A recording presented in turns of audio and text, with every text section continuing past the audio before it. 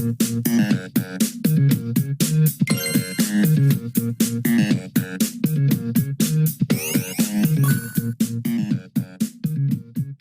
and welcome back to the Checkpoint Reach podcast. I'm your host Luke Eldon. Today I'm joined by Perks and Sud, but also we're delighted to have our special guest, Fishy. How you doing, mate? Hiya. Hi, everybody. Hey. How goes it? How's it going? Yeah, no, openings to podcasts will never not make me nervous, so apologies for that one. You know how it goes. Yeah, don't worry. It's the hefty same here. work. Yeah, it's the same here. Trying to nail them, doesn't always go well, but I think we did all right there. Yeah, we did okay. My self-awareness derailed it a bit, but that kind of made it perfect. Spot on. Thanks for having me. Yeah, we're delighted to have you, mate. And so basically, I stumbled across your YouTube channel through the Mass Effect video. A lovely 5-hour Mass Effect video. Yeah. It took me a month to make that thing, Wow.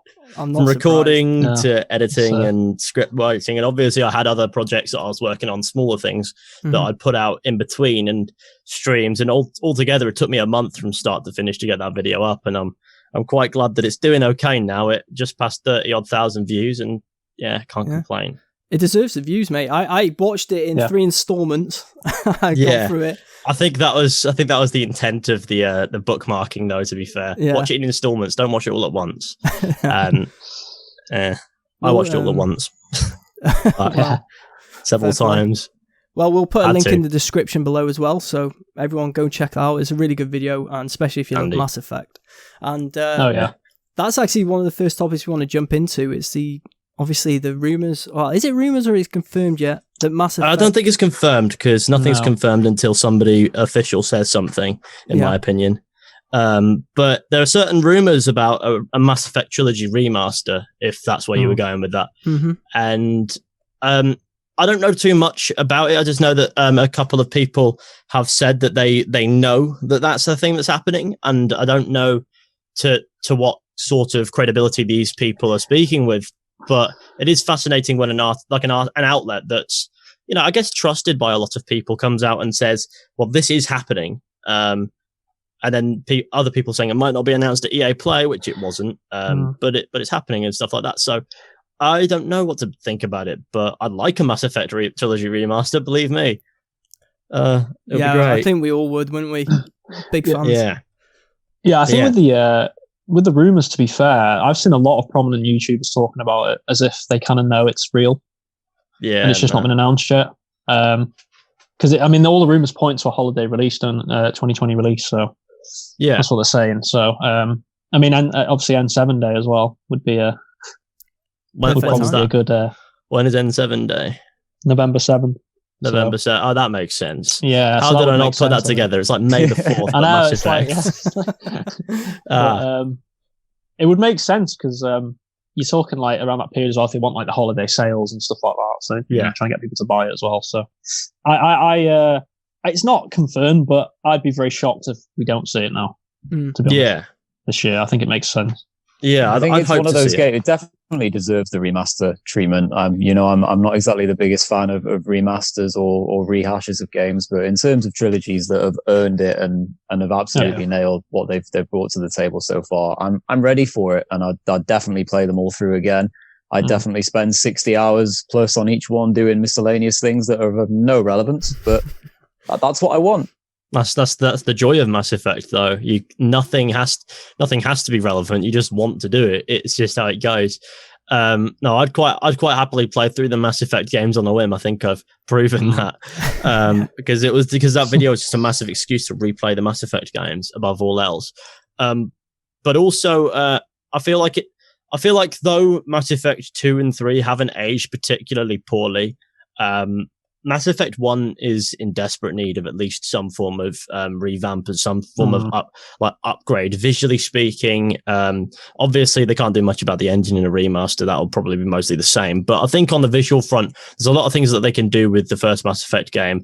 And I think if they're going to do that, then they'll probably want to bring the other two Mass Effect games up to some form of speed as well.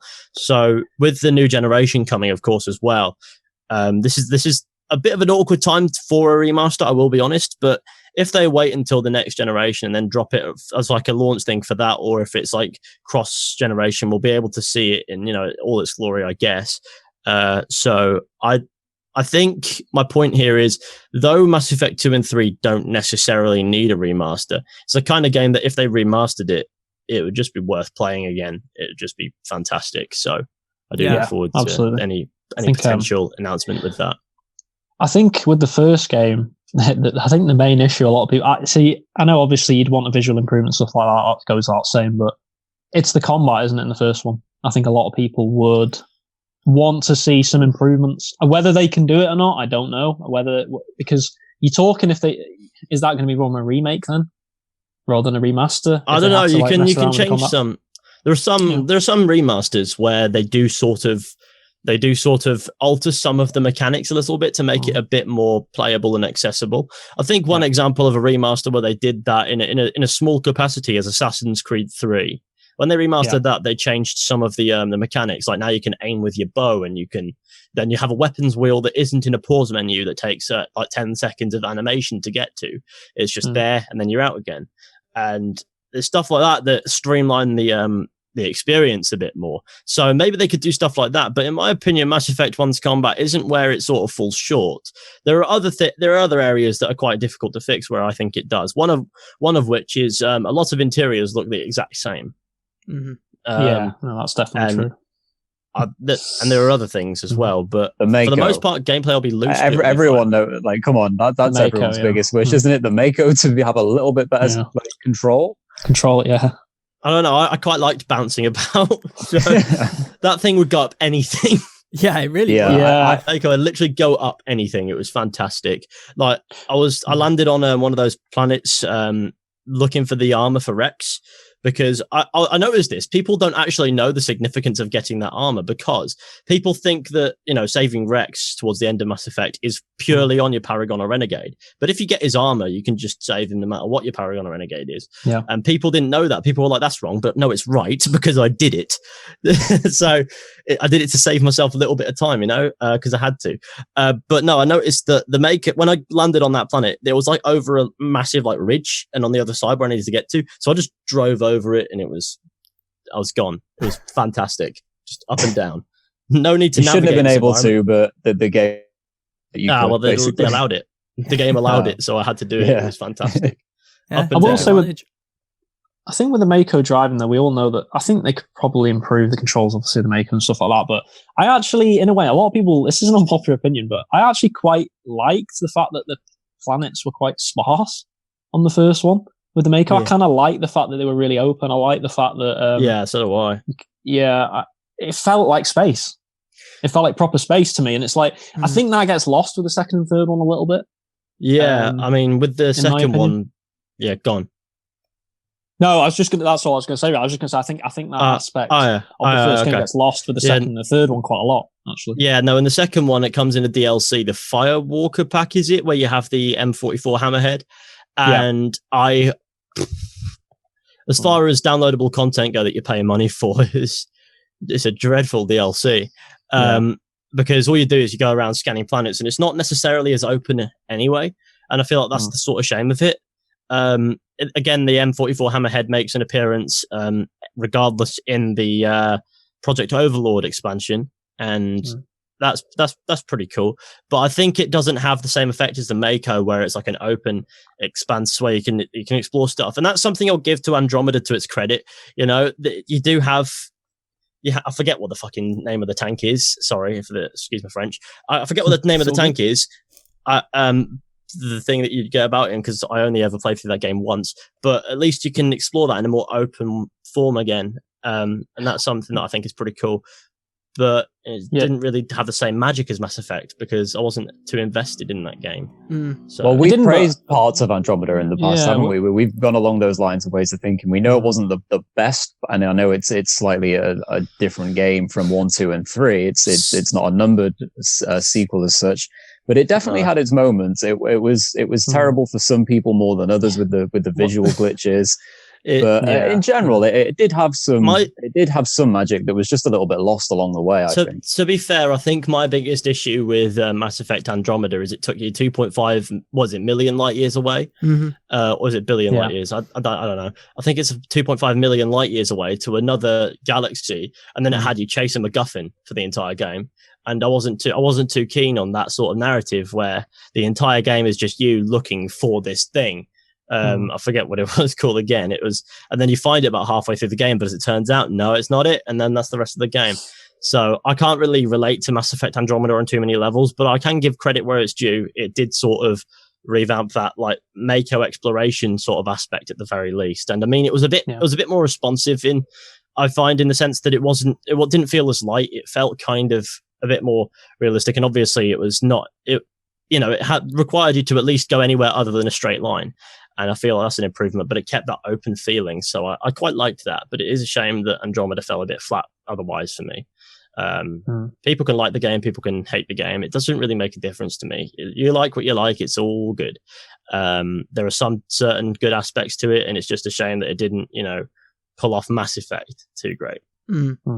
Yeah, I agree. I think with a remake or a remaster of the Mass Effect trilogy, we could bring back the fans, get them on board.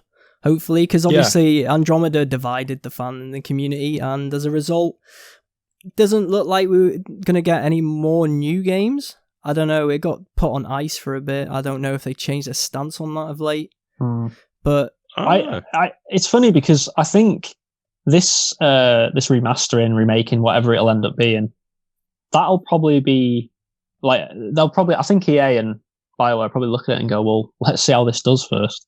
Yeah. Is there still that level of interest? I mean, personally, I can't see any reason why this game wouldn't sell like hotcakes, this remake or remastering. I think would sell. We had Mass Effect Andromeda, but we've missed Mass Effect this generation, really. Like, yeah, we got Andromeda, but it was a big disappointment to a lot of people. So we've missed that magic of the first three games. Yeah, that's the thing as well with Mass Effect. I think people want to do, yeah. I do believe that I remember about, was it a year ago? They said that they were working. They were in the early stages of working on the next Mass Effect game. Something like that was officially said somewhere. So we know that this is not the last we've seen of Mass Effect ever, regardless of however you look at Andromeda. Because in the end of the day, BioWare need to get their act together after Anthem, and I'm going to be honest, Anthem was yeah, we all played Anthem. You can slay Anthem. Like this is a good show to go hard on Anthem. Trust me. You do not find games much worse than Anthem. I'm going to be honest. It wasn't good. It wasn't a good. See, the problem with it is, remember the gameplay reveal that they showed everyone back in like 2017, was it? Whenever they showed the Anthem gameplay, and it looked so like sick and all that with all the environments and flying through it and stuff like that. That wasn't actual gameplay. That was target render. I do believe. Really, So they had 18 months to make a game like that. And they had to BioWare. Yeah, there was.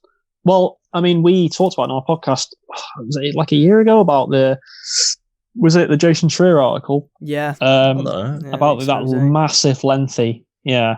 I mean, basically, they, like you said, they did literally have to make the game in like 18 months to 2 years. So yeah, no, it was so rushed, and you could tell it was rushed when you played the game. I mean, there was so many things missing, so many basic things. That's because everything was missing. Do you remember how bad the game was? Just no. The hub was awful hub. Like, I've never seen a worse hub in a game. Really, it's terrible. How empty it was and lifeless. It was just everything was just dull and flat. I think me and Perks as well. Yeah. Were we trying to play the what was it? The beta or whatever it was. The VIP early access or something like that. And in terms of being made to feel like a VIP, it's not the experience you're looking for, because it didn't load, and even when it did, there was so many bugs and glitches, freezes. Should have took the hint then, mate. We really should, but we gave it its time. I remember spending a lot of time. I dedicated 2 weeks to it, I think. You've got to give it its due. Yeah, in the hope that the BioWare magic that we always hear about from within their studios was going to come good, but it really missed the spot, and that was a massive disappointment. This is 2018, wasn't it, Anthem? Was it 2019? I can't remember. 2019. 2019, Jesus. Wow. Yeah, it was at the beginning of the year, wasn't it? It felt like eons ago. That's because a lot has happened. But no, that it's really weird. 2018 had its fair share of bad games, and 2019 sort of added to that with Anthem. Like, I could think of 3 games that I'd consider some of the worst games I've ever played that have come out in the past 2 years. Anthem, then you got Fallout 76, and this one's slightly controversial, but the game is genuinely dreadful. Assassin's Creed Odyssey is genuinely crap. So really? I really like that game. See, that's the thing. I'm sorry that you really like it. What is it about you didn't like? What is it about it? Is there certain aspects well, of it see, what it is it's 100 hours of damage sponges and fetch quests. In a flat open world with nothing to investigate that isn't a question mark or an exclamation point. And honestly, I couldn't enjoy it because it was just so. And I played through the game, and then I played through the DLCs, and obviously this is coming from the perspective of an Assassin's Creed fan since the first game. So I look at it and I go, "This is not even Assassin's Creed." So yeah, exactly. I would say that. Like I can appreciate people enjoying it, but I just can't. I can't get. I would say. I personally, I think it's a really good game, but I think it's a bad Assassin's Creed game. Does that make sense? If that makes sense, I think it's like if you're looking for an Assassin's Creed thing, I think you're not on the right tracks. But if you're looking for an open world RPG and you love those sort of games, and you could probably get a few hours out of it. But I thought some of the quests were really good, actually. Some of the side quests there are some. Really I'll give it credit. There are some quests that are really nice, but you have to sift through about 50 fetch quests. There's a lot. There is a lot. I mean, to be fair, Origins did a similar thing where it struggled with. There was a lot of rescue quests in that, where you pick people up, carry them out of areas, drop them, and then they stand up and walk off. And I think, okay, well, what's the point in that? I remember that. This game has a few of those, but most of it is fetch quests where you go about. I thought I was some like epic mercenary, not an errand boy. But there are some quests in that game that I do like a little bit, to be fair. But then the expansions came out, and as an Assassin's Creed fan, the expansions weren't just bad; they were insulting. Because they were very contrived. They got a lot of the lore incorrect. They retconned a bit. They even showed one clip of the pyramids in Egypt being built 2,500 years after they were actually built. To put that into perspective, in Assassin's Creed Origins, if there was a Ferrari driving around Alexandria, that would be less historically inaccurate. And that's something that my mate James mentioned. And he really went to town on Odyssey. He made a video called Assassin's Creed Odyssey Broke Me. And it highlights exactly what's wrong with that game, in my opinion, very well. So there's a lot of shortcomings in that one. But my point is, there've been a lot of games over the past 2 years that I've looked at and gone, nah, it's lost sight of what it's trying to be a little bit, and it's a bit of a shame. I'll completely agree with Fallout 76 though, because I played that. Oh yeah, for sure. Of those 3, 76 is the worst one. I'll be honest. Just bad. At least have it's just a bad gameplay. Apparently it is. Well, I've heard it is better now with this new, with all the updates and stuff. I don't think it's a better game, but I don't think there's a force on earth that can make me play 76 again. No. I think when they came to town with that, what was it that they brought out to try and get everybody back? That premium package where you had to pay that first. Fallout First. The Fallout First thing, disaster. And even that was like, are you actually kidding me? Is this supposed to tempt people back in? Like that was it's just a terrible joke. Come on, man. It is a bad joke, isn't it? It's pretty funny. I think if you look at it from the perspective of somebody who steered clear of 76, that is a very funny joke. But for people who paid, I mean, I bought the game when it came out, and I thought, you know what? I don't think it's going to be fantastic, but maybe I'll have a bit of fun. Inside about less than 4 hours, I was like, I'm done with this game. This is just not.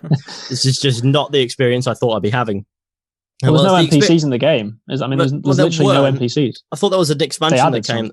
They did. Some. They've recently added it, haven't they? I think it was a few months ago, or maybe even more recent. But it's like, why? It's too late. I mean, it's too late now. 18 months, 2 years later. I mean, NPCs, sorry, should have been in the game at all. NPC, yeah. But they should. I mean, how can you launch a Fallout game with no NPCs? It's ridiculous. Like, it's unbelievable. I don't. All understand. The quests were through logs, weren't they? And like the audio logs and stuff. It's like, what is this? Like, I don't know what they expected. I thought they expected players to sort of inhabit the world as if they were, a part of it. But that's just not how mass online gaming goes, is it? Let's be honest. Any online game lobby where you have several players, there are two ways it can go. One way is it goes, everyone's kind of respectful, but everyone sort of stays apart and does the bits. But you have to make the game interesting and not chat logs all over the place if you're going to do that. And the other way is everyone ruins everyone else's fun by griefing each other, and that's sort of the way that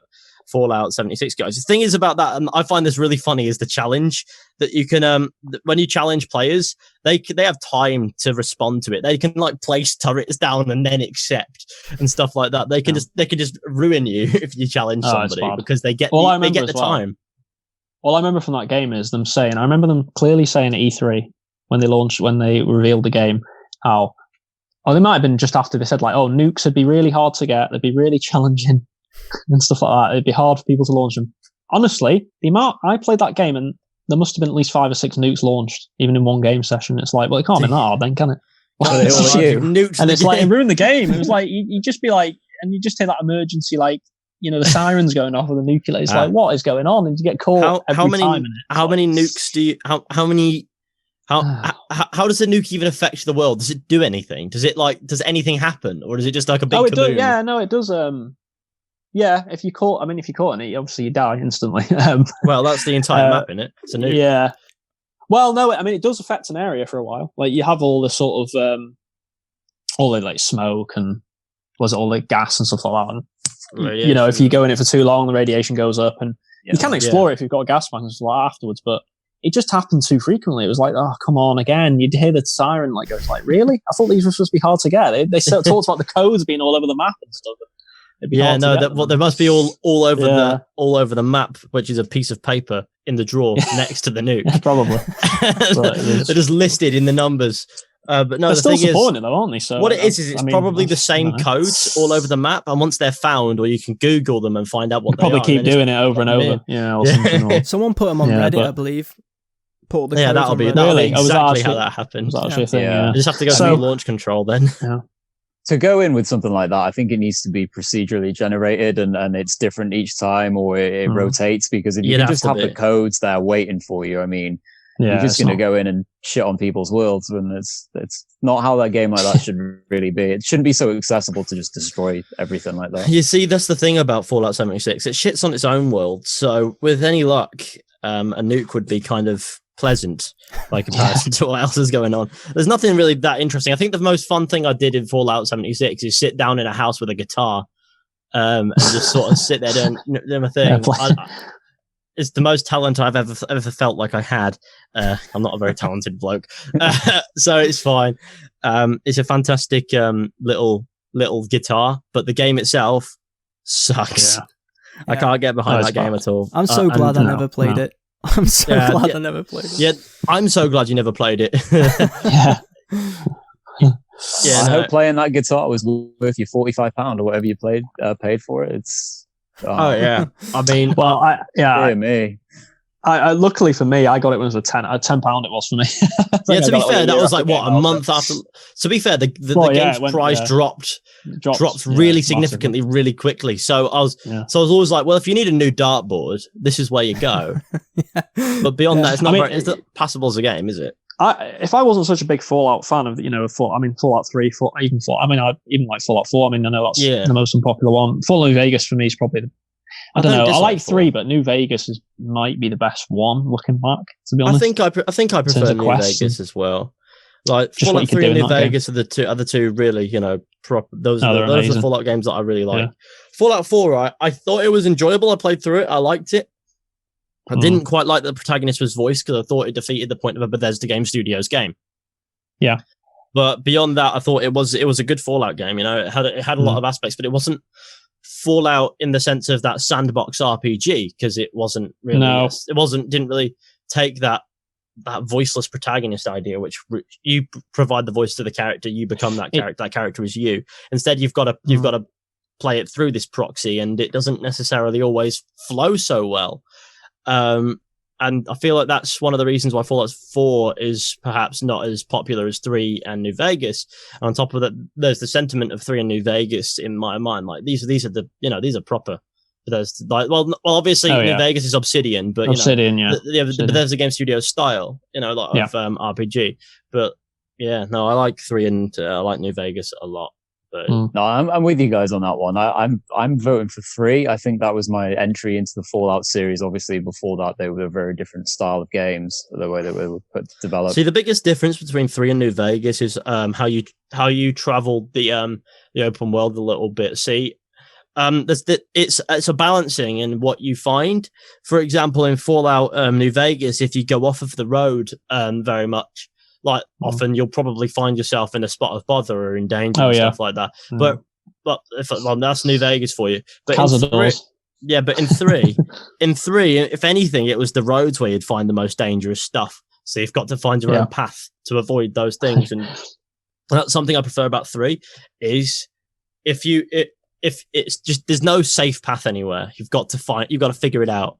And Fallout New Vegas just has a good story, and I really enjoy that story a lot.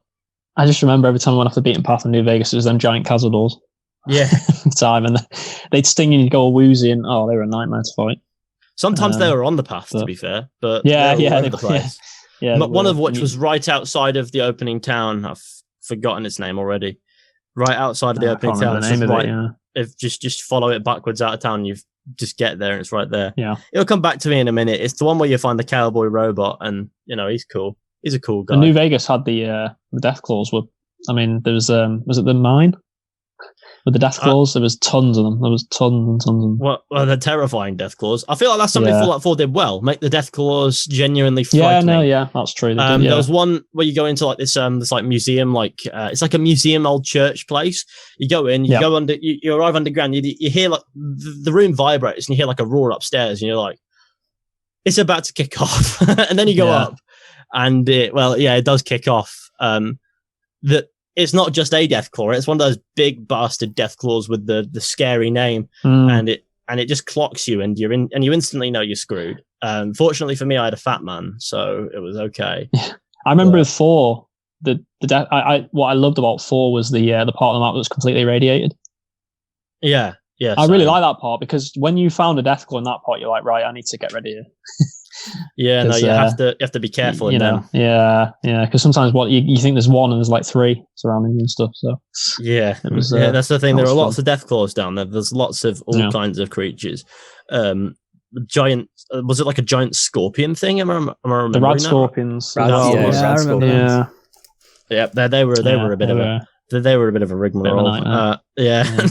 But the worst time is when you get 2 of them together, and then you know you'd be in trouble.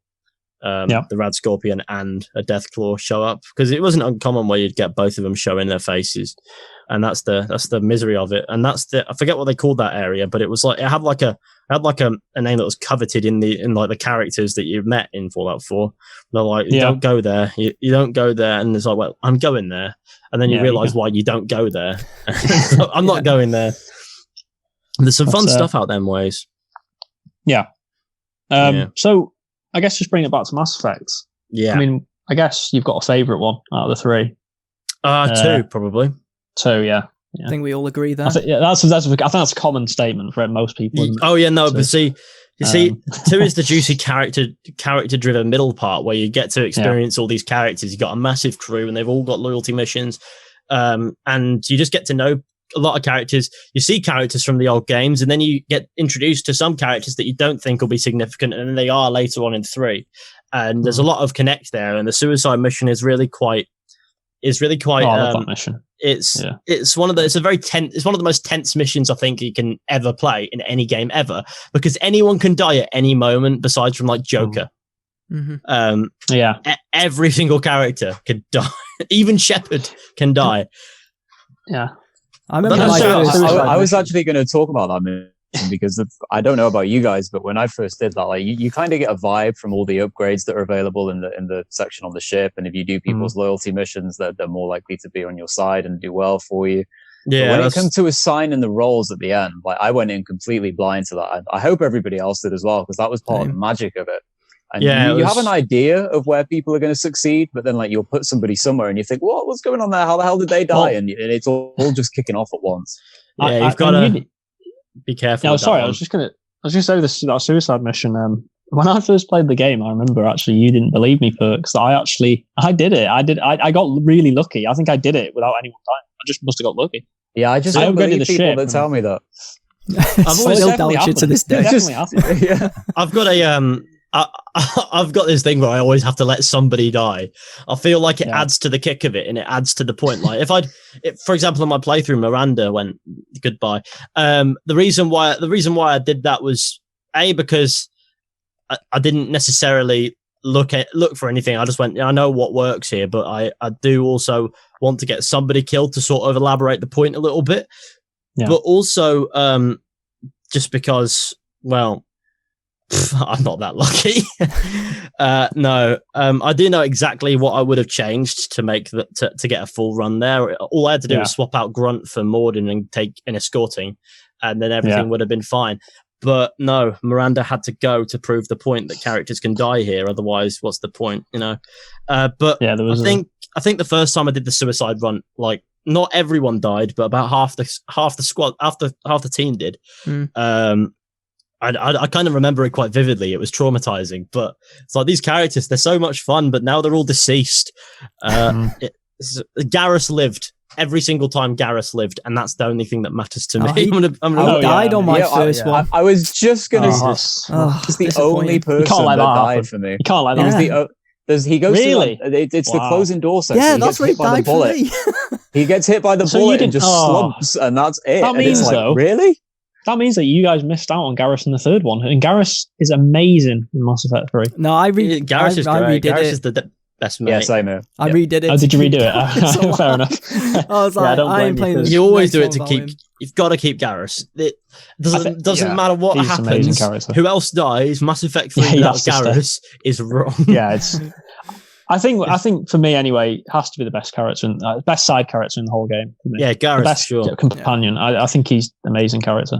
I think a mate of mine, Tyler, said this quite well. He doesn't even know why Garrus is the best character. He just is. He just is. Yeah. He just something is. about him. He is the designated best mate of Commander Shepard. That's sort of why. I love that scene near the end of 3 where you're just with him on the in the Citadel. Yeah, shooting. Yeah, where you do the bottle shooting. When you bottle shooting. That's one of the best scenes in the whole game. Do you deliberately miss, or do you guys? I did. I deliberately missed. I missed on purpose. Yeah. No, I deliberately missed as well. It'll be ridiculous. I had to do it. Yeah. I thought I'd give him some morale. I can't do it. To be fair, though, it's kind of fan service when you do deliberately miss, because then he goes and says, I'm Garrus Vakarian and this is my favourite spot on the Citadel, kind of akin to you running around sort of scrounging for discounts in Mass Effect 2. Yeah, I remember that. Yeah. I used to love that quote. But yeah, such a great moment. I will say though, on 2, there's no way Miranda was down for me. I mean, there's no Miranda was my love interest in the second one. So. Oh, in the second one, every time. I mean, every time, every time. You don't want to mix it up. Well, not when Miranda's involved. Absolutely not. But, she's not real. Although I will say that. No, I know, but I will say though, in the first one and the third one, it was always Liara. Yeah, and I always switched to. I was boring. I went with Ashley. And then, Ashley didn't do it for me. I went with Ashley, cheated on Ashley in 2 with Miranda, went back to Miranda for the sex bit or whatever dialogue, rejected her, and then the photo frame was back up of Ashley. So I got the best of it. Yeah, that's probably the best way to do it. But. The detail is so funny. It's just the game knows what you're doing and it'll make fun of you at every point. Yeah. You just have to look for it. I must admit, though, number 2, those the character missions, God, I loved them. Oh, they were great, yeah. Yeah, no, they were some of my favourite parts. One of my favourite loyalty missions in 2 had to be the Samara one, because you could fail at any moment. That's why I liked it so much. Because you could mess up in so many ways. You had to pay attention to what you were learning, then you had to use that in the dialogue with Morinth, and then you can still fail it because you can kill Samara instead. And then you can take her back to the Normandy, and then you can romance her and she'll kill you. And it's so indeed, it is a thing. It's fantastic. It is good. I can't believe that they put that in the game. I've got to say, there was that. I think I saw it recently. There was that stat that was it 90% of all players Paragon. Yeah, something apparently, and only 10% plays Renegade. But I've got to say, I mean, I've done both playthroughs, but the game's geared that way. I really enjoy Renegade. I really enjoy Renegade playthroughs. So the thing is, the game makes it easier a little bit with Renegade sometimes. Like, you don't need as much Renegade to go through certain places. You might need Paragon. Like, say if you need a full bar of Paragon to do this the good way, you need 50% Paragon to do it the Renegade way. No, 50% Renegade to do it the Renegade way. Sorry. and I find that quite amusing. And so I think in Mass Effect 2 and 3 especially, it tempts you with Renegade moves a lot. There's so many good moments though. Yeah, and my favorite Renegade moment is when you're going after Archangel, and you find the guy who's fixing up this this shuttle thing, and you pick up the electric thing. That. And Shepard just says you're working too hard, and then just electrocutes him. And I'll do that even on a Paragon playthrough. There's no playthrough in which I will not do that. Yeah, there's so many moments. I even like it's really fairly early in the game in the first one when you punch the reporter in the face. I'm quite good at avoiding punching the reporter in the face for the sake of Paragon. I tend to. Sometimes you just got to build up the rage. You got to be nice in Mass Effect 1 and 2, and then in the third one, just bop. It's fine. That's where it all falls apart. Like you just get sick of everything. I've just left Renegade. Go ahead, Perks. Yeah. I was going to say, I think my favorite Renegade moment is one that's like, it hits so many people really hard is when you kill Morden. Yeah. Like that's at the top of the tower, and it's like, nobody's ever going to do that, right? And then you just get this moment where it's like the Sith Lord and you takes over, and it's like right trigger, boom, and it's such a cool moment where you think, oh my god, I was actually allowed to do that. I will say though, right, that's one moment in the game where I'm like, I was confused what's Renegade and what isn't with the whole genophage, because it's like that could be perceived either way. I don't know, really, in my opinion. I think you could look at it either way. Is finding the cure, is that really Paragon? Is it Renegade? Like, I don't know. Depends on whether or not. I guess it's a bit easier if Rex survives to equate Paragon to curing the genophage, because Rex as a leader to unite the Krogan isn't interested in revenge. He isn't interested in rebelling again. He's not interested in. He's just interested in rebuilding his people and the survival of the Krogan in a more peaceful fashion. He doesn't believe in the old way of, killing everything. Whereas if it's Reeve, it's like Jesus. Thing is, though, with Reeve, if you don't cure the genophage and you sabotage it, he'll never find out, but Rex will. So yeah, they kind of. Yeah. But I always think that, it always says, doesn't it, in the law, like, if they're left unchecked, then they'll rampage across the galaxy and you'll have as big a problem as maybe you've got now. So it's always a weird situation for me with that. I always think like in the middle of a Reaper I never know war, what to do. In the middle of a Reaper war, you could sort of do with Krogans rampaging across the galaxy. Yeah, that is true. But then what happens afterwards? It's like exactly. Deal with that later. I think the whole point of the ending of 3 is that what does ending the cycle? Well, what does letting the cycle? Well, no, stopping the cycle from continuing do? Like what you can control the Reapers and fix everything after we break it. You can destroy the Reapers and destroy all synthetic life, and eventually chaos will consume the galaxy anyway. Or you can synthesize, organics with AI, with synthetics, and that this is the ultimate form of evolution. And well, none of them are particularly ideal endings, because there's always like a big catch. With the control, power can corrupt. With destroy, all the synthetic life that you've met, like the Geth, Edie, even Commander Shepard could die unless you've got really high enough power, and then he lives. And synthesis is just weird. It's just odd. Yeah, it's really peculiar ending. What was everyone's choice then on their first playthrough? Because mine was destroy. Destroy was always my first choice with that playthrough. Yeah, I think I did. I think I built up enough. I built up enough. I built up enough. My fleet's enough to have an effective. To have that effective rating in which Shepard can survive. But I think then I did one with synthesis, and I thought that was so odd. And then in this playthrough I did for my video, I did control, because it was one that I'd never done before. So I thought, that was really neat. I quite liked. I guess I quite liked control and destroy, but I was not a fan of synthesis at all. There is a secret option where you can just sort of refuse. Yeah, I've seen and that. the cycle continues. And I've never done that because I can't let my boy Garrus die. Would you say though? Control would be the renegade choice, really? I don't know, because that's the path elusive man, isn't it? Really? The thing is about the thing about the elusive man is he's already indoctrinated, so he can't control. Yeah, that's a good point. He's doing is playing into the Reaper's hand, whereas Shepard's actually in control. He's in control of himself. There is a theory that he's not, and this is indoctrination. Yeah, with the indoctrination theory, there are some parts of that make sense. For example, the dreams that Shepard has over the course of the game, those are Reaper indoctrination attempts.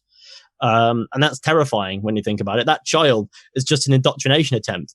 There's a good, and the theory states that child isn't even real at the start. But no, I think it's all grey at that ending for a reason, and that's because no decision is strictly good or bad. This is where you've got to. And it's a mad one. That indoctrination theory, is that he gets indoctrinated on Ilos?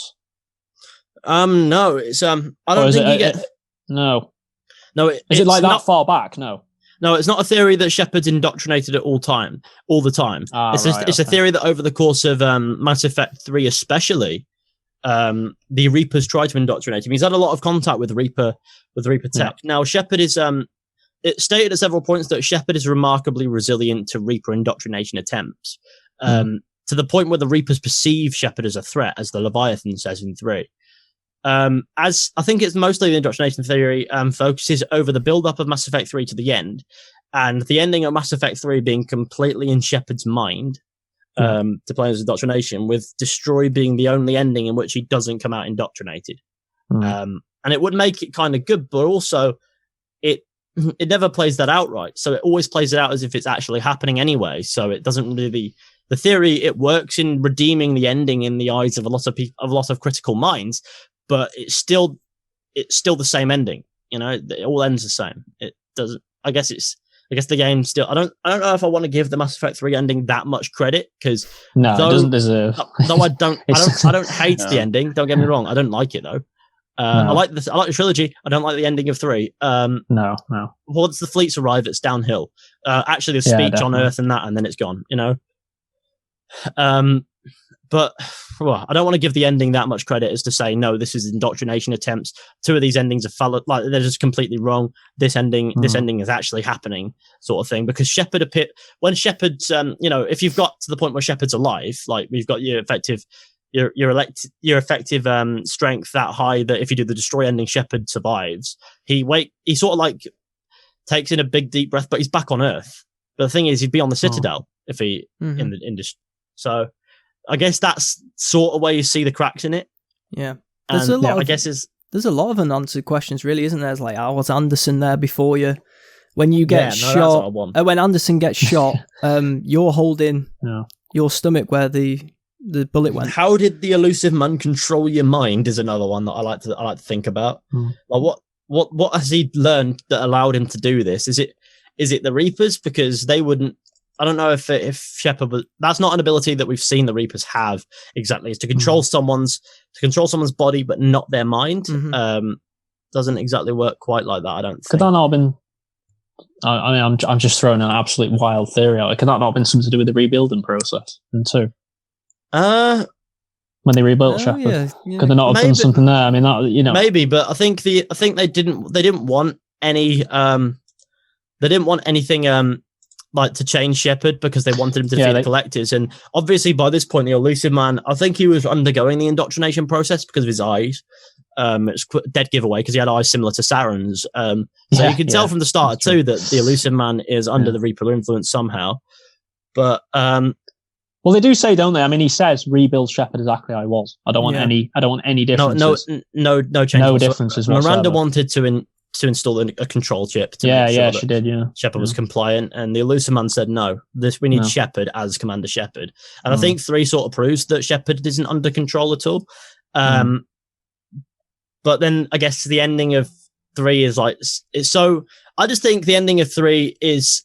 There's no 2 ways about it. It's a little bit contrived. It's a little bit senseless at times. I don't think it's meant to make sense because they didn't think it all through as well as they perhaps thought through the suicide mission, or they thought through all the missions in the game based on different scenarios and things like that. So I guess it's just based on the fact that in the end, I think what happened, wasn't there a leak of the ending and then they changed it to make sure that it was still, it was satisfying. And then they sort of buggered that up. And that's where I think that ending came from. It was never the plan, but they had to change it to ensure that the game was still passable, because I guess there was backlash to some leak or something.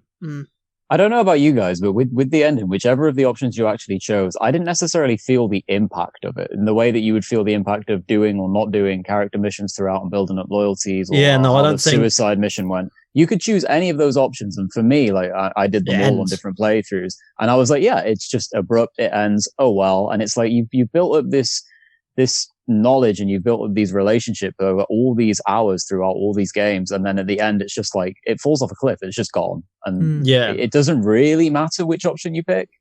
I guess it doesn't. I just think that ending is a little bit of I just don't think it really works for Mass Effect at all. No. It wasn't the worst ending ever, especially with the extended cut, but it wasn't something that I'd consider to be satisfying for the trilogy of hundreds of hours that I've invested. So I guess that's where I think with that one, to be fair, just a bit hard work. Yeah, it was disappointing considering, for me anyway, the ending, because I cared so much about the worlds and the galaxy I was in, the characters I was with, and like you said, Perks, looking back now, when you go through any sort of ending, it kind of just like didn't get the impact I wanted, didn't get the feel. Left a little bit disappointed. Yeah, I get that. It was certainly not as impactful, and it didn't really deliver on what I expected the ending of Mass Effect to deliver. First time around I played through it was before the extended cut, and I had Garrus and Vega with me on the last run, and they got vaporized, and I was like, shit, well, okay. And then the extended cut came along, and then they got scooped up that second time around. And I thought, oh, okay, that's a little bit better. At least I know Garrus is okay. Everything else doesn't matter. Garrus needs to live. Garrus needs to live to sing stories of Commander Shepard to the entire galaxy forevermore. I had to jump through hoops to make it so Garrus in my video was the one who put the name up on the wall. Yeah. I had to jump through hoops to do that. It was so hard because it can be any witch character who does it, depending on. So you have to choose I guess you have to choose a particular ending and have to romance the particular character and make sure everything sort of works. But if you don't, you'll wind up with, most of the time, it's the character you romance who does it. Or it's character I remember being Liara for me. Yeah, Ashley for me. So good old Ashley. Yep. Ashley as well. Yeah, no, I got Garrus to do it. My boy Garrus. It was really good. I think there's some weird variation of the ending where you can get Edie to do it, and I don't understand why Edie would. Yeah, that is strange. I don't know how would you? I don't know how you'd even go about that, to be honest. I don't think I've ever seen Javik in that end shot anyway. So it's one of those things. But the reason why Javik isn't there is because he explains at the end what he's going to do after the Reapers are defeated. And to cut a long story short, he's going to kill himself. That's what he said he would do. Is that the Protheans are gone. That's how it should be. So at this point, I think Javik has gone and done the deed somewhere, or he's gone off on his own, or he just didn't board the Normandy again or something like that. But I've never seen him in that ending. I don't think. At least I don't think. Maybe he sat there somewhere in the background, but I guess I wasn't looking for him. I don't remember. No, he was just done. He was done with people. He was like, I'm going to go and kill myself. And everyone's like, yeah, okay. The reason why is he was like, I'm the last of my people, and the Protheans are now extinct. This is how it should be. This is what happened. The Protheans are gone.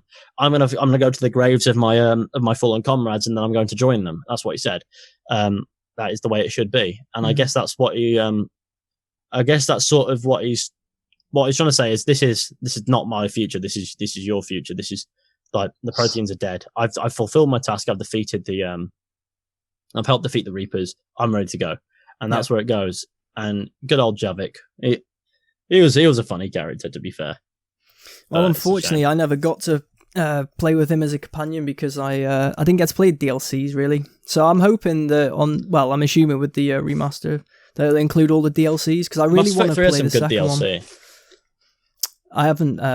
which one you're referring to in particular? In 3, the Citadel's probably the nicest of the lot. Yeah. It's a shame I never played that one either, and that's meant to be the best one. It's hours and hours worth of pure fan service is what it is. Is that the one with the clone? Yeah. Yeah. Yeah, that one looked the best, to be fair. It's got pure fan service in it, is what it is. I think the reason they went to that angle is because people were so disenchanted with the end, and they were like, "Oh, let's give them something they can be happy about. Like, here, have this." It's like a last goodbye. Yeah. I think it was always the plan to have the Citadel expansion, because it feels sort of integral to the game. Like you have to feel that impact. This is like the last downtime you'll get. It's best played towards the end, just before you go to Thessia, I think, is probably where I'd recommend doing it. And that's where it felt most impactful. Like you have all your characters together, one last, drink, one last bit of banter. Well, not necessarily the last bit of banter, but, the last bit of downtime you'll ever get before it kicks off. Yeah. And then you get into the ending. It's like, oh, this is good. This feels better now.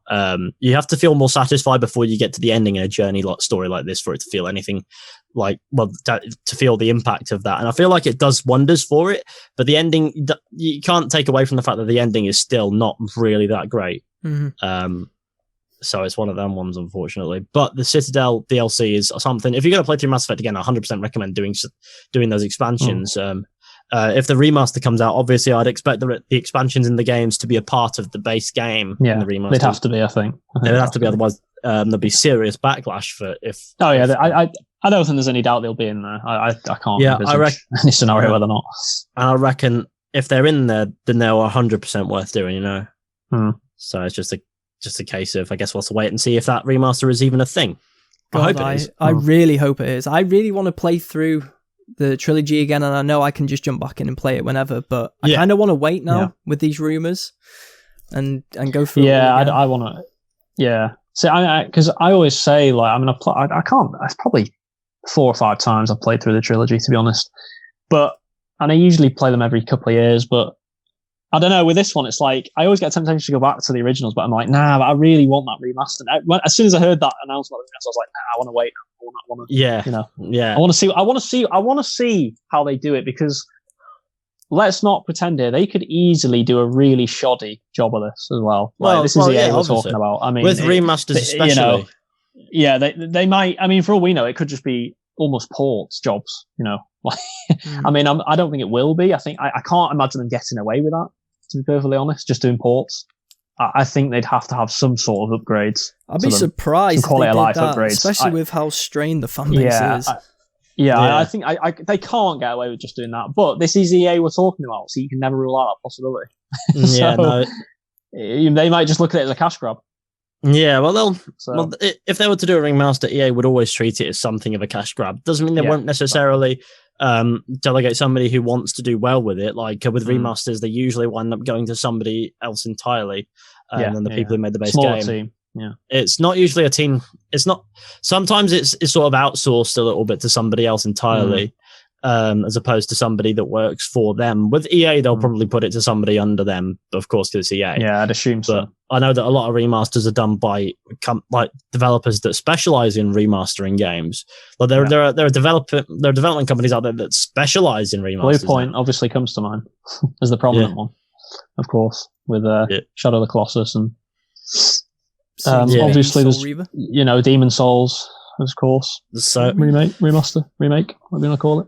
So I reckon a remaster. It'll be a remaster in the end of the day. You've got to remember to expect a remaster from a remaster. Some people expect a total remake, but that's I would love promised. them to shock us, though. Wouldn't it be great if they shocked us? And really, they've been working on this for like 3 or 4 years. Yeah, well, and that's why it took so long, because they're actually. Well, probably the first one clearly needs the most work. That's pretty obvious. The first one needs a lot of work, but the 2 and 3 they still need work, but I think they'd be easier. Yeah, well, like I said, they haven't aged particularly badly. No, they haven't. Whereas the first one has aged badly. We all know. The first one's aged for sure. The other ones haven't. The other ones are somewhat timeless, so they still look quite passable for now. But I reckon a few adjustments, and you'd have yourself a glorious remaster for sure with those. And the first one obviously needs some significant work, and it'll probably be the one that winds up being the most significantly altered in a remaster. But you'd assume so. Yeah, I don't know what else there is to really say, but I guess we'll have to wait and see, because we don't really know if it even exists yet. And obviously there's nothing been announced, but apparently it is coming. So I guess there's always the prospect that we will be getting that remaster eventually. And I'm very hopeful. I'm very hopeful that we will, because I'm not really one to jump on a remaster all the time. There are a few remasters that I'll go, oh, this is fun. But there are some times where I'll get where I'll look at a remaster for a game and go, you know what, I can miss that. Hopefully this is not one of those games. Obviously it won't be, because it's Mass Effect. If they remaster Mass Effect, I'd purchase that probably 10 times over. Because if Mass Effect at the end of the day, it's not something I look at and go, I can resist. It's something I go, I'll play that. It's one of those games where I look at and go, yes, so with any luck, it'll work out. I just hope that there is something. And also, with the prospect of another Mass Effect game being in early development, what better way to appetize your fans and get them back into the mood for Mass Effect before an announcement than to remaster the game? I think Andromeda left a sour taste in a lot of people's mouths. You don't want to be announcing off the back of that. So why not remind people of the games that really did sort of sell Mass Effect as a brand, and then away you go. Mm-hmm. It's funny though, isn't it? Because obviously with this trilogy, you're thinking as well, really, the reason why they're probably doing this time is we know that BioWare's next game's Dragon Age. Yeah. I'd assume that's probably in a couple of years, maybe 2021, 2022. Yeah. Maybe even further out. I don't know, because so you're thinking a Mass Effect game, you're thinking what, another 3 or 4 years on top of that. So it could be another 6-7 years before we see another Mass Effect game. So in a way, they might have to do this trilogy to make it to ensure that Mass Effect's still relevant and it's not forgotten about, you know?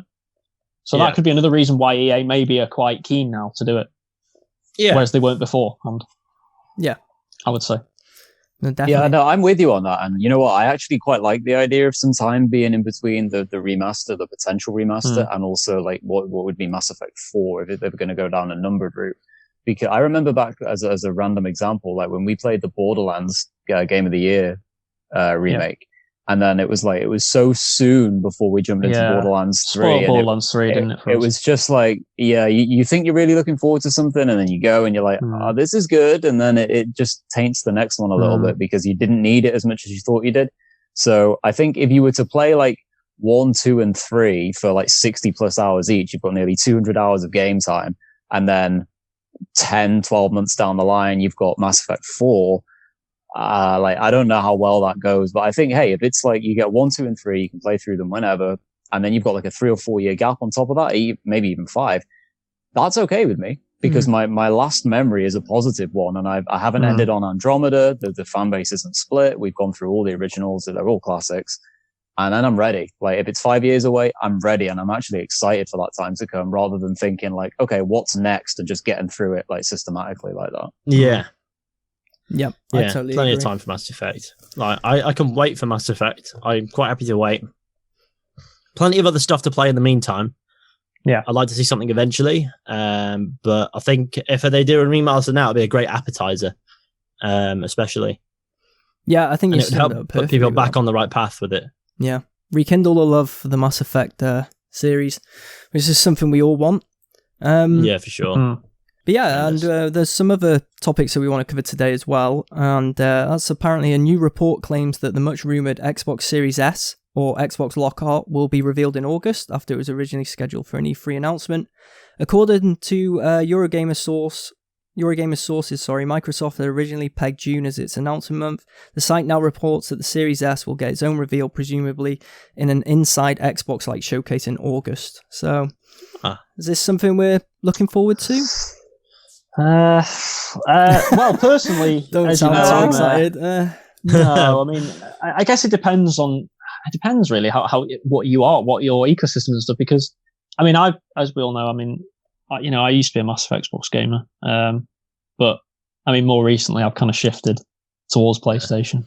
Not going to lie. Well, for me, I know. It's like it's like one of those things where it's like I don't want to really pay for both anymore. It's like I'll just pay for the one I'm using. Yeah, so that's fair enough. I think I will be getting PS5 next generation. I'm still excited to see what Xbox show in this July event. Don't get me wrong. I really want to see what they show, but it's more PlayStation for me these days. So this Series S, that is designed the Series S. It's going to be designed for people that don't have as much money. It's going to be the cheaper option. I'm predicting probably $299. Maybe, yeah. Personally, I think it's going to be quite cheap. I think they're going to really try and make it really cheap. So it's a version for people that don't want to splash out on the Series X, isn't it? It's for people that aren't as bothered about frame rates and resolutions and things like that. So yeah, because you're still going to be able to play the next Why does it need its own show? Like that's my big takeaway from this. Like, why is it having its own reveal? Like, this is the Series S. Like, we've all known what this is going to be for quite some time. I highly doubt there's going to be anything outside of the box that we're not expecting with it. Like, why is it not just hand in hand with the Series X? It's not going to detract from that. I don't know. I wonder though. I do wonder though, is it because they don't want to take the focus away from the games in the July event? I don't think they want to mention consoles at all in this July event. I don't think you'll see any mention of any console in this July event coming up. I think they want to make sure that they don't want to lose this narrative again with Sony about, not having games, or it's a silly narrative anyway, really, because it's all subjective. I mean, some people just prefer Xbox exclusives, some people just prefer PlayStation exclusives. I mean, I do think objectively PlayStation has had a better generation. I don't think that's really anyone can really argue with that, to be honest. But in terms of narrative, they don't want that narrative again. I don't think Xbox. I don't think they want. Of course. They want to prove that they have quality AAA exclusives, and you'll see some AA games there as well, I'm sure. But with all these studio acquisitions, they're going to want to show a lot of them off, and I think they have to. I think they have to. It's kind of put up or shut up time for Xbox, in my opinion. Yeah. So. That's for sure. That's the reason why they'd show as much. I guess they'd want to show the Series S and be like, this is our option. It can still run next generation games, but it's a bit more of a budget option. It doesn't necessarily account for 4K resolution or 60 frames per second all the time or stuff like that. But the games will still be enjoyable, passable. It won't have a disc tray, sort of similar to how there's one that is, the PlayStation 5 has a version that does it that's completely digital. And so there are many ways they can make that sort of its own thing. But at the end of the day, I guess it's just a subcategory of the same generation that is the Xbox Series X, which will be the main focus. They'll have in the end, they'll want to show off both. Like, this is the Series X and this is the Series S. And, if you want, you can choose which one works for you, if you're financially wise or what on the experience that you're after as well. And I guess there is some benefit to doing that, bringing the focus to the Series X, showing the Series X in all its glory, which, by the way, they've so far not done too great, I will admit. No. Before they show the Series S at all, they want to say, this is what the next generation is.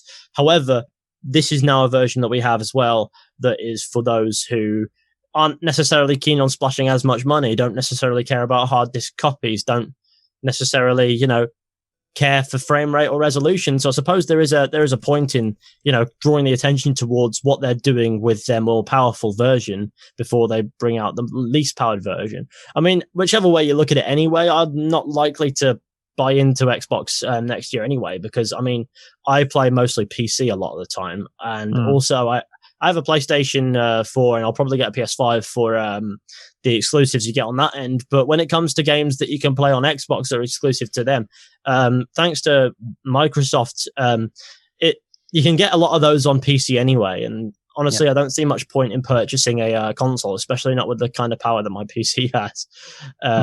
But no, the PlayStation 5, for example, is something that I'll probably be more interested in getting purely because I know a lot of games there will be pretty damn good, but they won't ever touch PC. They won't ever go to PC, or not for at least 3 or 4 years, because we're seeing some of their games coming over. But some do, some don't, in the end of the day. Some will and some won't as well going forward, and some of those are damn good games either way.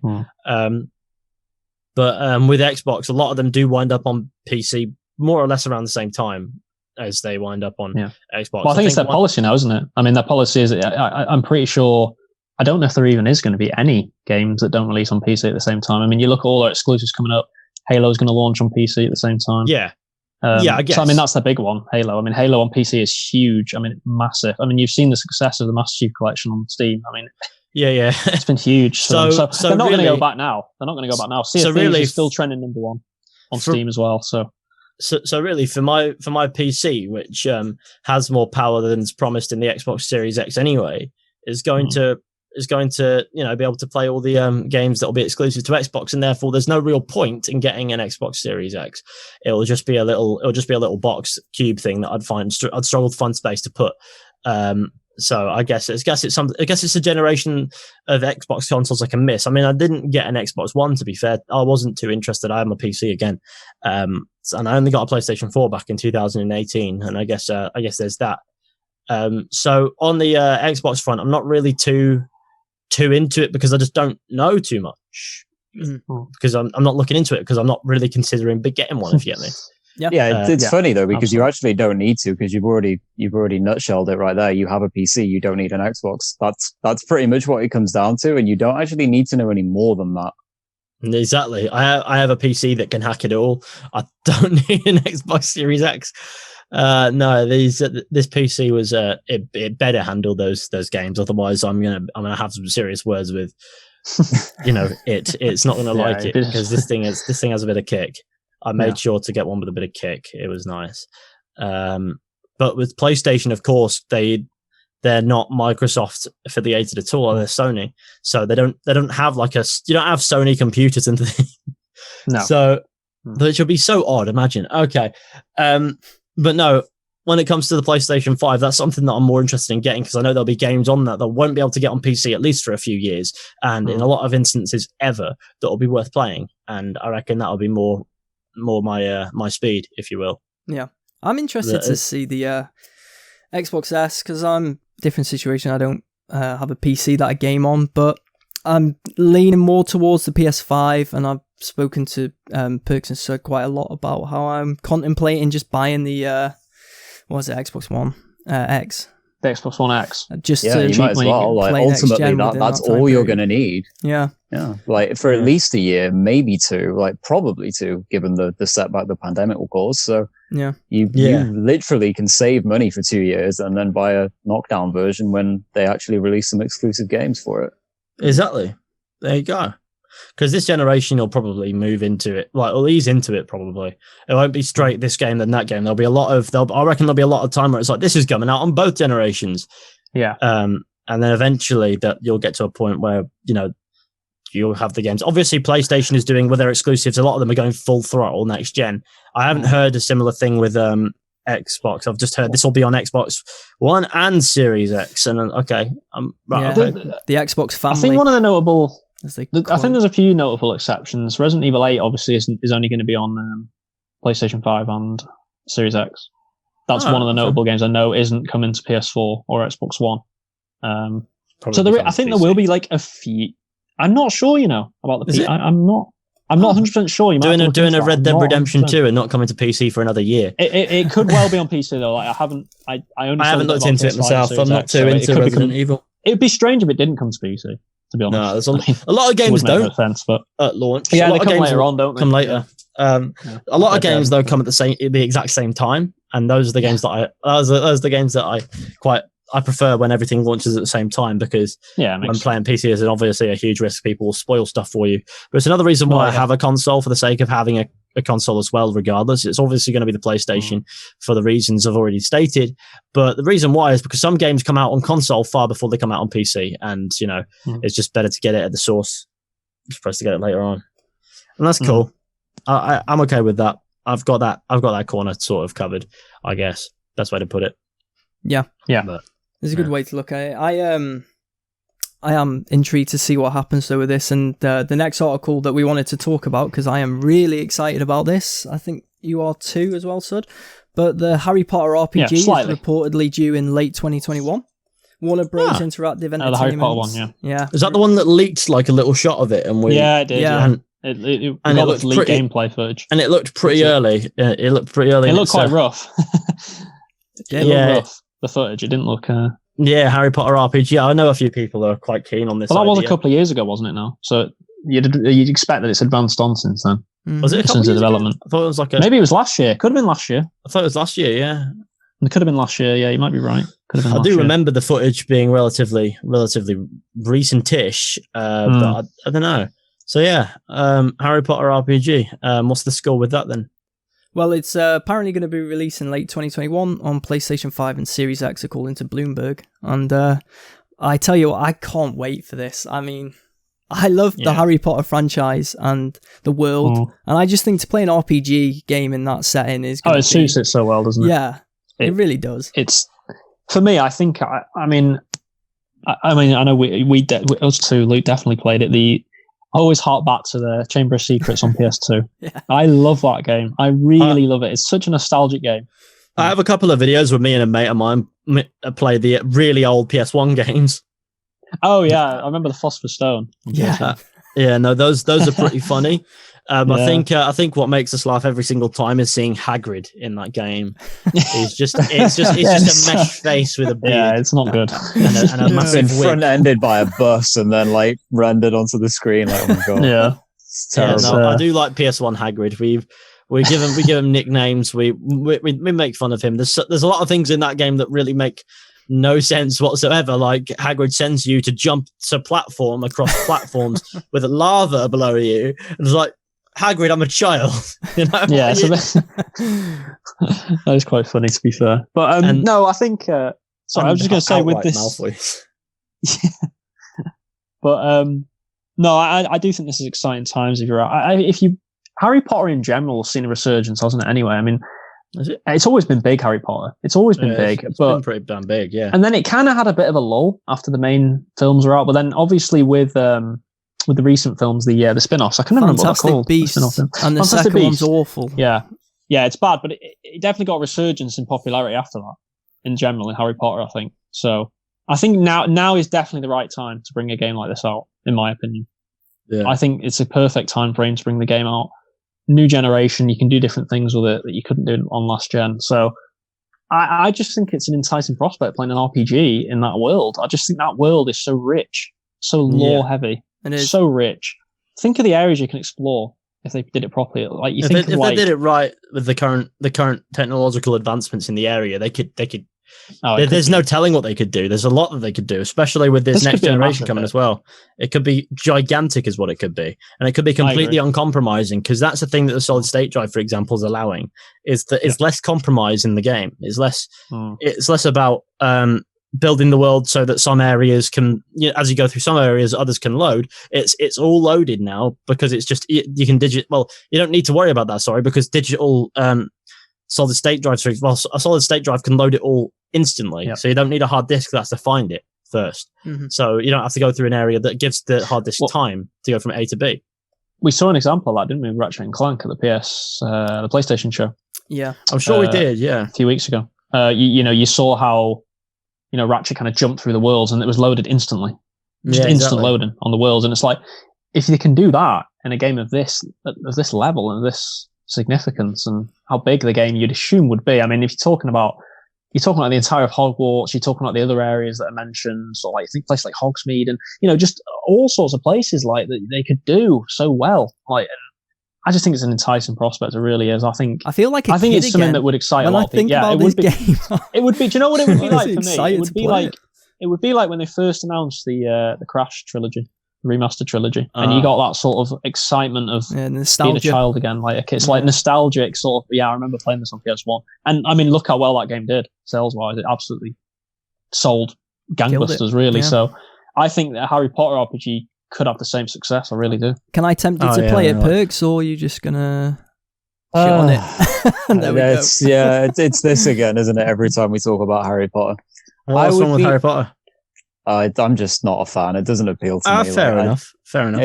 I've said before, like I get the scope of the game and I get the appeal. It would sell well. They don't really have to do anything outside of the box in order to make some serious money on this one. The name will sell it in itself.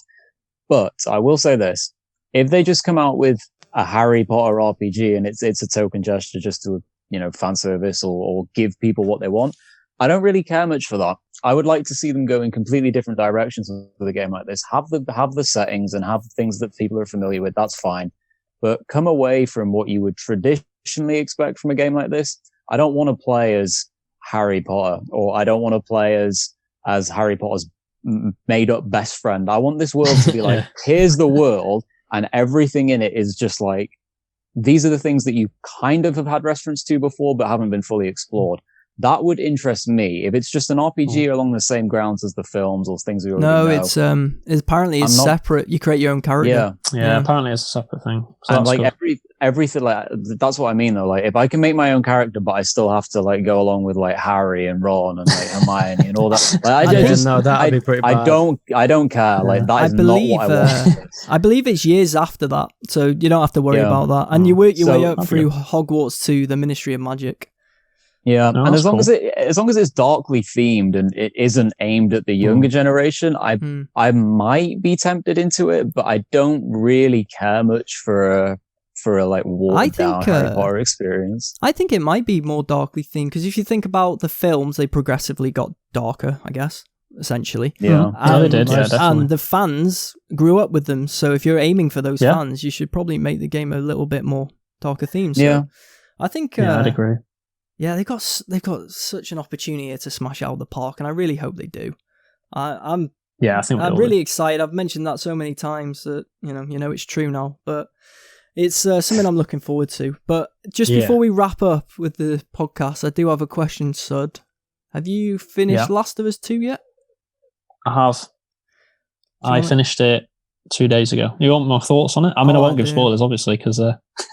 Have you played it? You've played it, Fishy, haven't you? I'm sure you did a bit. Yeah, I've finished it. Okay. I finished it. So spoiler warning, because I want to hear your proper thoughts, Sud. So spoiler warning. Do you want me to give spoilers? Yeah, I know what happens, so it's fine. All right. Well, yeah, just make sure then spoiler warning for anyone that hasn't played the game, because there's a lot of things. Well, a lot of people it's been ruined for a lot of people anyway, but I enjoyed it. I enjoyed it a lot. You liked it? Now, I did like it. Now, I do have problems with the story.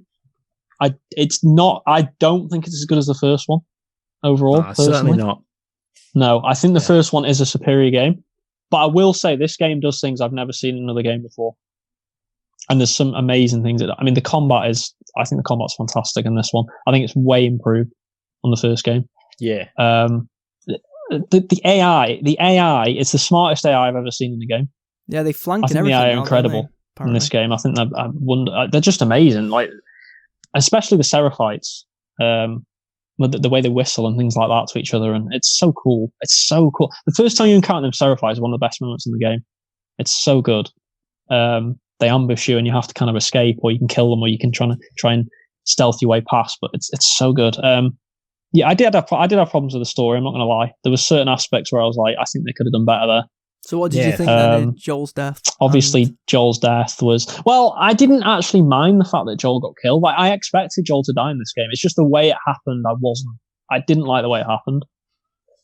I've seen a lot of people say it's completely out of character of how trusting it was. I don't know I don't really know how dying can be out of character, because everyone dies eventually. Yeah, but, I guess some people were like, well, Joel can tell a trap based on how someone's walking, as you see in the first game. How did he not know? And the answer was, it wasn't a trap. It wasn't. Joel, like, they didn't expect to run into Joel that early, this group of people. But as soon as they knew it was Joel, they knew what to do. But that's how people explain that off. I think there are two ways to look at it. One is it happened far too early. It didn't, and it created a bit of a pacing madness over the rest of the game. But at the same time, I don't think I'd have been compelled in this story in the same aspect if it were anyone else who died there. I don't think any new character could have really done it for me, and certainly not Joel's brother, who we saw little bits of. What did you think about the whole switch halfway through the game? See, I kind of knew it was going to come. It was so obvious to me that was going to happen anyway. I think it was obvious. I didn't really expect it. Did you not think so? No, I knew that we were going to wind up playing as Abby, because otherwise what was the point in that opening at some point? I just didn't know how they were going to go about it. I thought it was a little segment, and then I was like, oh, well, this is actually, half the game. I knew there's a bit of disconnected momentum in that, I think. But I didn't dislike Abby's segment at all. I completely agree. I think it has some of the best set pieces in the game. I agree completely. And that is a very unpopular opinion. Because most of the opinion, it's a massively unpopular opinion, because most people hate that second half of the game. I think the second half of the game is far better than the first half of the game, personally. I do. I genuinely do. I think that. Now, and I think a lot of people are being blinded because of their love for sort of Joel and Ellie. I actually think that first half of the game, some parts of it weren't that great for me. I thought some of it dragged on. I thought some of the bits where you kind of in Seattle dragged on early on when you're playing as Ellie, when you're with Dina. I like the interaction with Ellie and Dina, but I don't know. I thought Abby's story was actually more interesting, with the whole love triangle and the whole. I guess it's a new take on the wolves and the Seraphites, and I like the conflict with the wolves and Seraphites. I think one of the best missions in the game is when you go to the island. Yeah, the Seraphites. I think that was an amazing mission. Yeah, that island set piece is fantastic. My favorite set piece has to be the Rat King, though, because that was survival horror at its finest. Yeah, that was great. I got to say, that was really. But I say, Abby has some great set pieces. It's quite densely packed with them, and I don't dislike Abby as a character. I understand why people might not enjoy that disconnected momentum, because it wasn't the most natural feeling I've ever seen. I didn't dislike the Ellie segments beforehand. I didn't necessarily feel sad, like I'd got my fill of Ellie in the sense either, though. I feel like there could have been more Ellie. Like there could have been more, because she's still the main character in this sort of thing. But I feel like the moral of The Last of Us is that there's no hero. There's no hero. There's no bad guy. Everything just is, and that's the story. The only problem I had was with, the last mission, the last hour, I thought was actually really well done. Yeah, I guess so. But I've got to say, I do think they should have had Ellie kill her at the end. Maybe. I think that was a big mistake. I think that because it didn't make sense to me. Like, why would you go all that way to then go, oh no, actually, sorry, yeah, it's not like she didn't. It made no sense. Like she literally went from halfway across the country to go back and kill her. I mean, she sacrificed basically the life she had.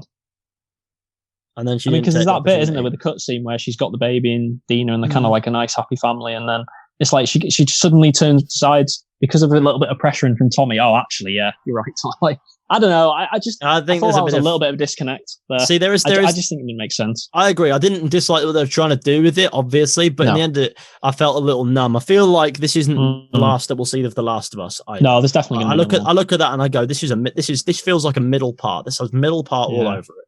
I reckon it'll be years before we hear anything else, but I reckon there'll be a part 3.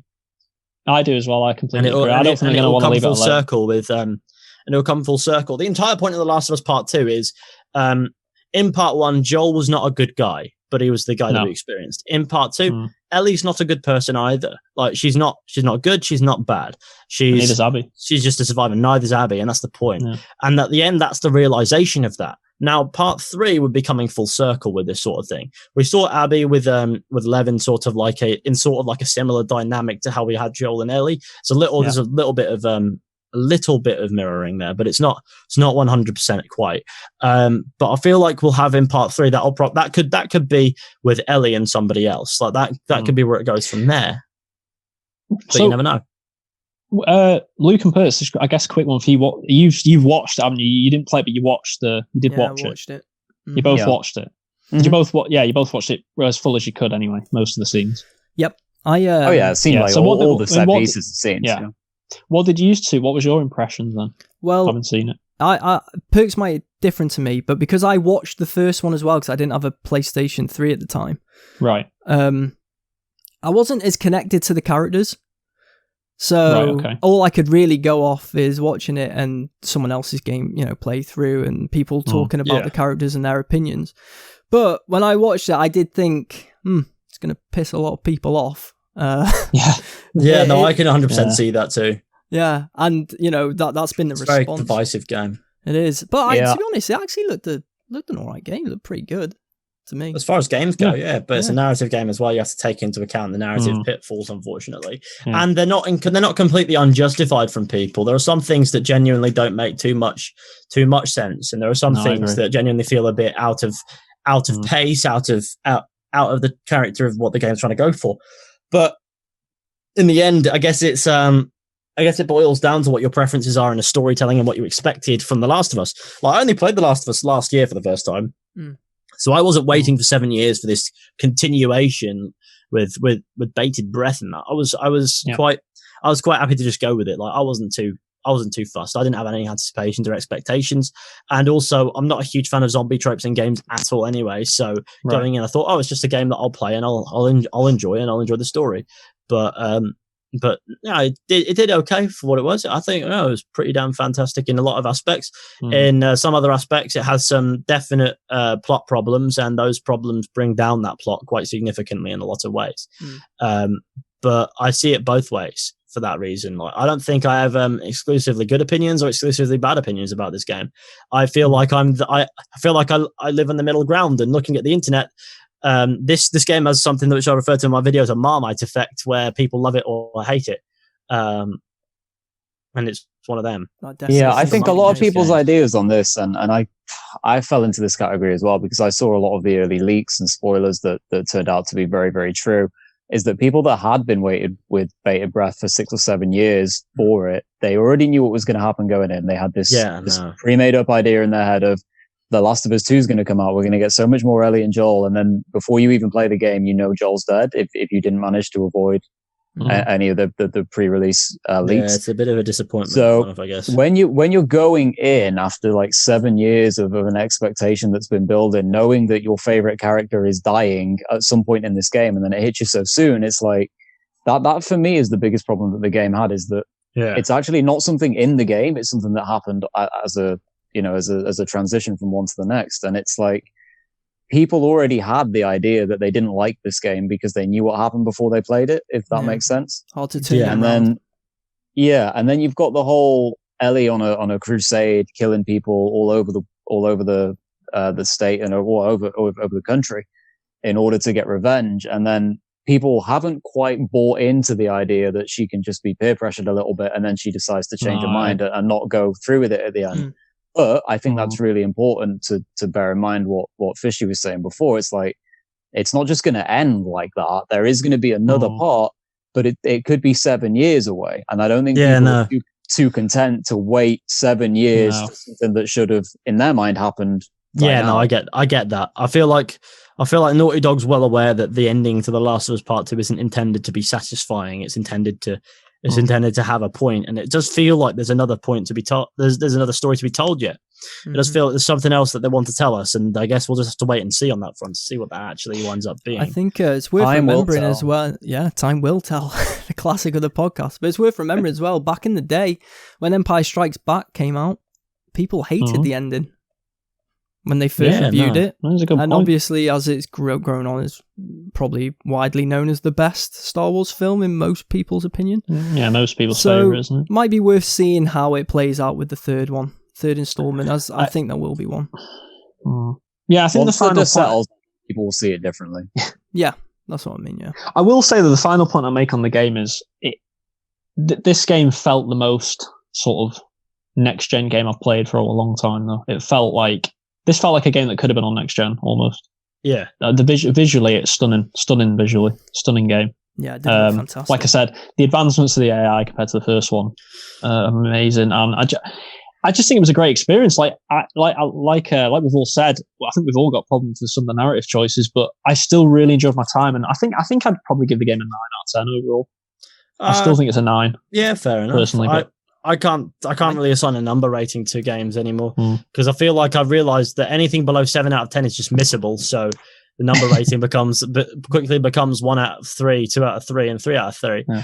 And then I realize it's just for me, it just feels redundant giving it a number. So I just say it's a game that has its upheavals and it definitely has its downfalls. But a lot of that falls down to what you expected, your anticipations, how long you've been waiting, and I guess expectation of cliche as well, because I don't think The Last of Us Part 2 really has much in way of cliches, because the Part 1 doesn't either. No. It's not a story of good, bad, or whatever, but I guess it's how you it's how you interpret the narrative as well. Yeah, there's a lot of grey. Something. Yeah. A little bit like Star Wars tried.